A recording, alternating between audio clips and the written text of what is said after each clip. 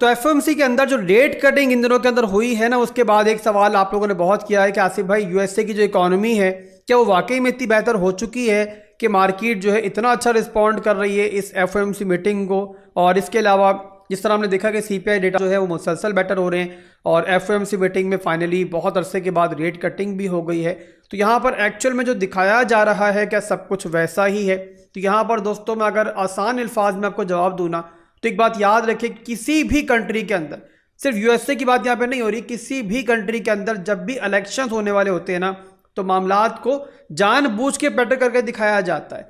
अक्सर औकात वैसी चीज़ें नहीं होती हैं या फिर उतनी नहीं होती हैं इतना हमें फ्रंट पर दिखाया जा रहा होता है। बट यहाँ पर as a financial market trader, financial market के इन्वेस्टर, हमारा यहाँ पर किस चीज़ से मतलब है? मलाई खाने से मतलब है। तो यहाँ पर जो नंबर्स हमारे सामने आ रहे हैं, जो रेट कटिंग हो रही है, मार्केट के मनी ने फ्लो करना है इसी रेट कटिंग को देखकर और उसी के हिसाब से मार्केट ने फिर परफॉर्म भी करना है, खास तौर पे यूएसए के इलेक्शंस तक। और उसके कुछ अरसे के बाद तक हम यही एक्सपेक्ट कर रहे हैं कि मार्केट जो है ना ऐसा ही बिहेव करेगी जैसे हमारे इर्द गिर्द के फाइनेंशियल फंडामेंटल सिस्टम चल रहे हैं। और एक और चीज जो आप लोग बहुत पूछते हो कि आखिर किस तरीके से एफओएमसी मीटिंग जो है डायरेक्ट असरअंदाज होती है मार्केट पे, क्यों आखिर जब रेट हाइक्स होना स्टार्ट हुए थे तो वहां पर हमने देखा क्रिप्टो मार्केट हो गई, तमाम फाइनेंशियल मार्केट्स हो गई, वो डंप होना स्टार्ट हुई। और क्यों आखिर जब अब रेट कटिंग हो रही है तो मार्केट ने अचानक से पंप करना स्टार्ट कर दिया है? क्यों आखिर पैसा मार्केट के बाहर से अब फौरी तौर पर मार्केट में आना शुरू हो चुका है? आखिर ऐसा क्या तब्दील हुआ है एक दिन के अंदर कि सारी के सारे मामला जो है वो नेगेटिव से पॉजिटिव होते हुए हमें दिखाई दिए पिछले दिनों के अंदर? तो यहाँ पर दोस्तों आपने रेट हाइक्स और रेट कटिंग का पूरा सिस्टम अंडरस्टैंड करना है। जब भी दोस्तों रेट हाइक्स होते हैं, जैसे कि हमने पिछली बेयर मार्केट में देखा कि रेट्स को बढ़ाया जा रहा था और वहां पे जो क्रिप्टो मार्केट हो गई या तमाम फाइनेंशियल मार्केट्स हो गई थी वो रिस्पॉन्ड कर रही थी, उसके ऊपर डंप कर रही थी, पैसा मार्केट से बाहर जा रहा था। उसका रीजन यहाँ पर ये होता है दोस्तों कि जब भी रेट हाइक्स होते हैं तो बैकएंड पे जो है ना इन्फ्लेशन बढ़ रही होती है, इकोनॉमी की सूरत हाल बिगड़ रही होती है और वहां पर पैसा भी कम प्रिंट किया जाता है इन्फ्लेशन को कंट्रोल करने के लिए। तो इन सब की वजह से बाइंग पावर कम होती है, इन्वेस्टर्स घबराता है, परेशान होता है, हमारे इर्द गिर्द खौफ पैदा होता है। और इसके अलावा सबसे बेहतरीन जो उस टाइम रिटर्न मिल रहा होता है ना, वो इस चीज से मिल रहा होता है कि हम अपनी इन्वेस्टमेंट को बैंक में रखें और बैंक्स वहां पर जो है ना बेहतरीन इंटरेस्ट दे रहे होते हैं। तो जाहिर सी बात है इन्वेस्टर्स के लिए बेटर होता है कि वो रिस्की मार्केट से पैसा निकालें और सेफ साइड पर जाएं, जैसे कि बैंक की साइड पर जाएं। और इसी वजह से आपको मार्केट्स वगैरह डंप करती हुई दिखाई देती हैं। अब यहां पर दोस्तों जबकि रेट कटिंग स्टार्ट हो गई है तो इसका मतलब इन्वेस्टर को क्या दिख रहा है? ये दिख रहा है कि यार देखो इन्फ्लेशन अब कम हो रही है, यहाँ पे पैसा ज्यादा प्रिंट होगा, डॉलर ज्यादा प्रिंट होगा, बाइंग पावर बढ़ेगी और इन सब के अलावा बैंक्स अब जाहिर सी बात है कम रिटर्न देंगे। तो यहाँ सबसे बेहतरीन और पुरकशिश चीज उन लोगों को क्या लगती है कि यहाँ पे पैसा वहां से निकालें और बिजनेस में लगाएं। अब उस बिजनेस में दोस्तों रियल एस्टेट भी होती है, बाकी कारोबार भी होते हैं और उन्हीं के साथ साथ दोस्तों फाइनेंशियल मार्केट्स भी होती हैं। और फाइनेंशियल मार्केट्स दोस्तों फौरी तौर पे क्यों रिस्पॉन्ड करती हैं? क्योंकि यहाँ पैसा लगाना, इन्वेस्ट करना बहुत ज्यादा ईजी होता है। यहाँ पर तो आपने मिसाल के तौर पे अगर आपने यहाँ पे भी $1 लाख लगाने हो तो आप जस्ट अपना मोबाइल ओपन करोगे और इन्वेस्ट कर दोगे क्रिप्टो मार्केट के अंदर। आप लोगों ने यहाँ पर अगर ETF बाय करना होगा तो वही बहुत ज़्यादा आसान है आप लोगों के लिए खरीदना यूएसए के अंदर। और इसके अलावा दोस्तों अगर आप लोग यहाँ पे बाकी फाइनेंशियल मार्केट्स में इन्वेस्टमेंट करना चाहोगे तो वो भी एक कॉल की देर है कि आप लोग यहाँ पे पैसा आराम से इन्वेस्ट कर लोगे। तो फाइनेंशियल मार्केट्स के अंदर पैसा इन्वेस्ट करना आसान होता है, इसीलिए जैसे ही एफओएमसी मीटिंग के बाद नंबर बेटर आया तो मनी आपको मार्केट की तरफ फ्लो करती हुई दिखाई दी। जाहिर सी बात है जो बड़े इन्वेस्टर्स हैं वो इस चीज का वेट थोड़ी करेंगे कि मार्केट पंप कर जाए तो वो मार्केट में इन्वेस्ट करें। मार्केट को एक्चुअल में पंप करवाने का बाइस ही वो लोग बनते हैं, तो वो फैसला करते हैं। उसके बाद जो रिटेल मनी होती है ना वो सामने आती है। तो यहाँ पे दोस्तों हम यही एक्सपेक्ट कर रहे हैं इस टाइम कि हम यहाँ पर जो है ना उस रैली के, उस ब्रेकआउट के और उस बुल मार्केट के बहुत ज़्यादा नज़दीक हैं कि जिसमें दोस्तों हम लोगों को इंशाल्लाह हमारी जो भी इन्वेस्टमेंट्स हैं उनका एक अच्छा रिटर्न मिल जाएगा। तो उससे पहले दोस्तों कोई भी अगर चांस देती है मार्केट तो आप बताओ मुझे क्या करना चाहिए आप लोगों को? क्या आपको यहाँ वीकेंड्स करना चाहिए, पैनिक करना चाहिए? हरगिज़ नहीं मेरे भाइयों, बुरा वक्त बहुत हद तक गुजर चुका है और अब यहाँ पर जो अच्छा वक्त है इंशाल्लाह बहुत जल्द हम कमिंग मंथ्स के अंदर देखेंगे। और उसके बाद दोस्तों जाहिर सी बात है जो भी आप लोगों ने खरीदा हुआ है वो यहाँ पर जो है ना आप अच्छे प्रॉफिट के अंदर बेच पाओगे। और एक बात दोस्तों, जब बिटकॉइन 20,000 से नीचे था तब भी मैंने समझाई थी, आज भी समझाई, जब भी बिटकॉइन हमें लोकल बॉटम पे मिला कि आपने पैनिक नहीं करना है। जब मार्केट में खून की नदियां बह रही हों तो वो खरीदने का वक्त होता है, और जब आपको मार्केट सुपर बुलिश दिखाई दे रही हो, सुपर ग्रीन दिखाई दे रही हो, तो वो मौका होता है कि जहां पर फिर आपने ये डिसाइड करना होता है कि अब हमें टॉप पर जो है एग्जिट भी करना है।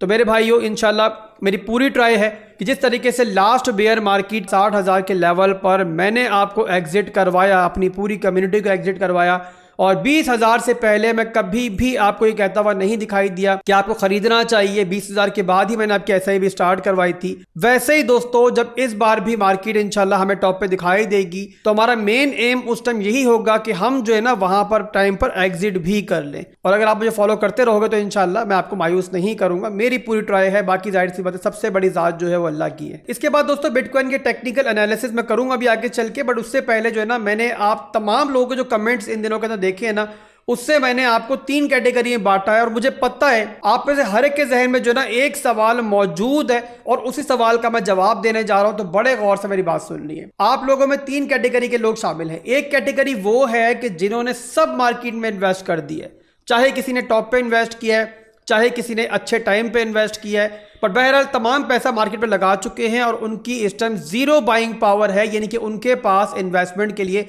अब कोई मनी नहीं है।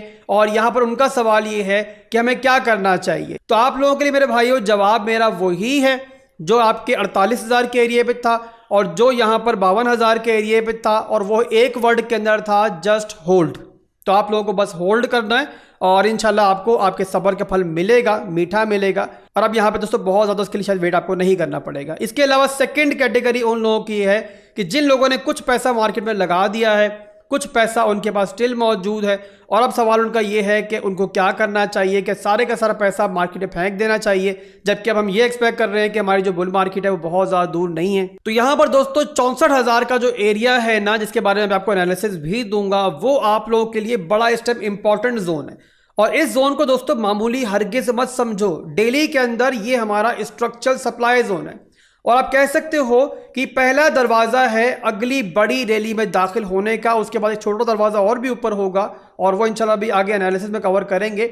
बट मेन दरवाजा भी समझ लो कि 64,000 का एरिया है। अगर 64,000 का एरिया बिटकॉइन तोड़ देता है तो इसका मतलब ये होगा कि मार्केट उसके बाद जो है अपना बिहेवियर तब्दील करेगी, मैसिव ब्रेकआउट लेना आसान हो जाएगा। मेन हडल जो है और मेन ट्रबल जोन जो है ना हमारे लिए 64,000 का एरिया है। तो आप लोगों के लिए दोस्तों मशवरा ये है, जिन लोगों के पास थोड़ी सी मनी मौजूद है इन्वेस्टमेंट की, कि यहाँ पर जो है ना आप लोगों ने 64,000 के एरिया पे नजर रखनी है। अगर 64,000 का एरिया बिटकॉइन तोड़ देता है तो फिर यहाँ पर जो बकाया मनी मौजूद है वो भी यहाँ मार्केट में आप आहिस्ता आहिस्ता जो है इन्वेस्ट करना स्टार्ट कर देना। अदरवाइज दोस्तों, जिन ओल्ड कॉइन्स के अंदर आप लोगों ने इन्वेस्टमेंट की हुई है और यहाँ अगर 64,000 के एरिया से रिजेक्शन मिल जाती है, तो उसके बाद आप लोगों ने क्या करना है कि अपने उन ओल्ड कॉइन्स को देखना है कि उसकी प्राइस से नीचे आपको मिल जाए प्राइस, तो आप आहिस्ता आहिस्ता वहां पे खरीदना स्टार्ट करो। और इसके अलावा नेक्स्ट कॉल का भी मेरी वेट कर लेना इंशाल्लाह। जैसी भी सूरत हाल रहती है मैं तो आपको अपडेट्स देता ही रहता हूं, तो इंशाल्लाह आप लोगों को मजीद भी गाइड करता रहूंगा। इसके अलावा तीसरी कैटेगरी जिसको मैं सबसे बेवकूफ़ कैटेगरी समझता हूं, और मैं समझता हूं कि ऐसे लोग जो ना हमेशा घाटे में ही रहते हैं, ये वो लोग होते हैं कि जो लोग हमेशा बस वेट ही करते रह जाते हैं।